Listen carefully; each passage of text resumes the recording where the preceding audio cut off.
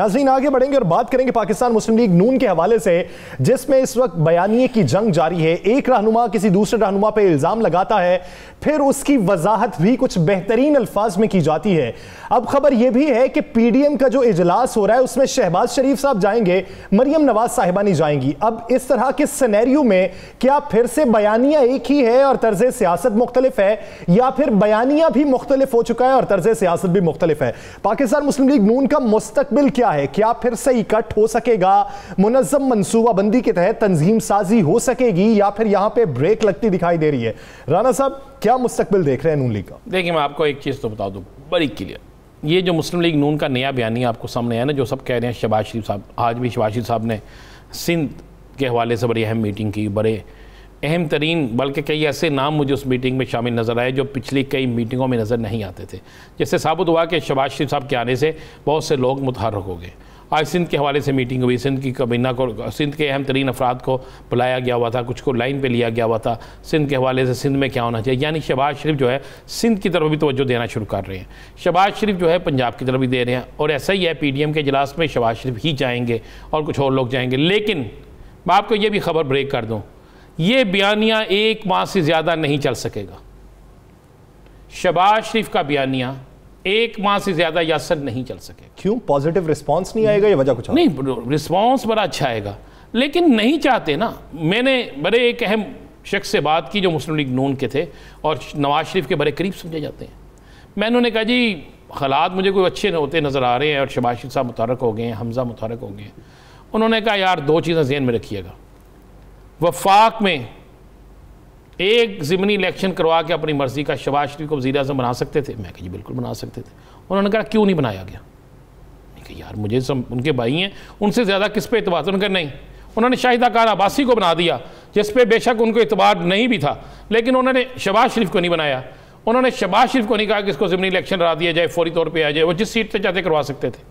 میں کہ چلیں اس کو چھوڑ دیں، ہو سکتا ہے ان کے ذہن میں ہو کہ اب ان کے خلاف ایک ہوا چل گئی ہے، کمپین چل گئی اور شہباز شریف کو نہیں بنائیں گے، شہباز شریف نہیں جیت سکتا ضمنی بھی، کوئی ایسا معاملات بھی۔ اس نے کہا چلیں آگے آ جائے۔ انہوں نے کہا جب چاہتے یہ پنجاب میں حمزہ کو بنا سکتے تھے۔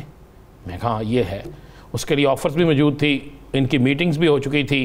انہوں نے کہا کیوں نہیں بنایا؟ انہوں نے کہا شہباز شریف اور حمزہ کے حوالے سے خود نواز شریف نے کہا ہے، یہ اس شخص کا دعویٰ ہے، اس نے کہا نواز شریف نے کہا ہے کہ میں نے سیاست ان کے حوالے کر کے اپنے خاندان کا اپنی سیاست کا بیڑا غرق کرنا ہے۔ تو پھر میں نے پوچھا اب جو بیانیہ چل رہا ہے تو اب کیا ہوگا؟ اس نے کہا ایک ماہ کا بیانیہ ہے، جس دن مریم صاحبہ ٹھیک ہو جائیں گی، جس دن پرویز رشید صاحب ٹھیک ہو جائیں گے، پرویز رشید صاحب بھی طبیعت ٹھیک نہیں ہے ان کی، مریم صاحبہ کی بھی ٹھیک نہیں ہے، انہوں نے کہا اس کے بعد آپ دیکھیے گا کہ دمادم مسجد کے اندر دوبارہ شروع ہو جائے گا۔ تو میں نے کہا پھر آپ شہباز شریف پہ اعتبار کیوں نہیں ہے؟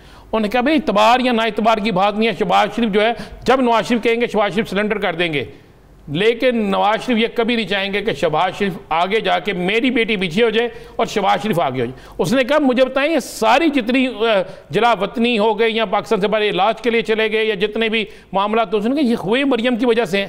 تو اب میاں نواز شریف اگر اب جو جتنی سیاست کر رہے ہیں وہ سیاست شہباز شریف کے لیے نہیں ہے، وہ حمزہ کے لیے نہیں ہے، وہ مریم کے لیے ہیں۔ وہ چاہتے ہیں مجھے پتا ہے کہ میں تو وزیر اعظم نہیں بن سکتا، لیکن مریم تو کسی جگہ آ جائے، تو وہ جو بھی سودے بازی کریں گے، وہ جو بھی ڈیل کریں گے وہ مریم کے لیے کریں گے۔ وہ کہتے ہیں اگر مریم نہیں ہے تو پھر شہباز شریف یا حمزہ مجھے کیا فائدہ؟ یاسر یہ بیانیہ ایک ماہ سے زیادہ نہیں چلے گا، یہ آپ لکھ لیجئے گا، یہ ایک ماہ سے زیادہ بیانی نہیں چلے گا۔ یہ میں نے جس سے بات کی ہے وہ انتہائی ان کے قریب ہے اور ہے بھی اس وقت لندن میں، میری بات بھی ان سے وہیں پہ ہوئی ہے، میں نے فون پہ بات کی، بڑی تفصیلی بات کی۔ انہوں نے کہا بھائی یہ ہے حالات، اسی طرح ہوگا، اس سے آگے اگر آپ کچھ کہیں کہ یہ چل جائے، اس نے نہیں، اس کا مریم بیمار ہے، استاد محترم بیمار ہیں، چند لوگ جو ہیں وہ ان ایکٹیو ہوئے ہیں۔ انہوں نے کہا جی بے فکر ہو جائے، یہ ایک ماہ ذرا ان کو اپنی مرضی کر لینے دیں، ویسے بھی محرم ہے، آپ ذہن میں رکھیے گا۔ تو پی ڈی ایم کے اجلاس کا رزلٹ کیا دیکھ رہا ہے؟ دیکھیں آپ کیا سمجھتے ہیں پی ڈی ایم کا اجلاس کیوں بلایا گیا؟ کس کے کہنے پر؟ بھائی پی ڈی ایم کا اجلاس جس دن بلایا گیا اس سے 2 دن پہلے ایک بڑی میٹنگ ہوئی جس مولانا فضل الرحمان کی مجلس عاملہ کی، جمعیت علماء اسلام کی، بڑی دعاندار میٹنگ ہوئی، یاد ہو میں نے آپ کو پروگرام میں کہا تھا۔ اس میں مولانا صاحب پہ انہوں نے سوالات کی بوچھار کر دی۔ انہوں نے کہا جناب آپ نے تو بیڑا غرق کر دیا، ایک آپ کے ارد گرد صرف آپ کا بیٹا یا بھائی نظر آتے ہیں، دوسرا مجھے بتائیں کہ کدھر گئی پی ڈی ایم، کدھر گئی ہماری جمعیت علماء اسلام پاک جو ہے، یہ کہاں گئی, کدھر کیا؟ ہم سب تو ذلیل ہو گئے, باقی سیاسی جماعتیں پر اپنا فائدہ اٹھا رہی ہیں. جس کے بعد مولانا کا مولانا نے رابطے شروع کیے. مولانا صاحب کے رابطے ہوئے, رابطے ہونے کے بعد انہوں نے کہا جیسا بھی اجلاس ہوتا ہے اس کو فوری بلایا جائے. اگر یہ اجلاس نہیں بلایا جاتا, مولانا صاحب کو کہہ دیا تھا ان کی جماعت نے کہ اجلاس بلائیں, اگر اجلاس نہیں بلایا جاتا اور آپ کی دوبارہ ساکھ بحال نہیں ہوتی تو ہم آئندہ الیکشن میں بالکل زیرو ہو جائیں گے. تو مولانا صاحب نے اپنی ساکھ کو بچانے کے لیے یہ اجلاس بلانے کے لیے خود رابطے کیے. اور آپ خود دیکھیں کہ 11 تاریخ کو اجلاس ہے.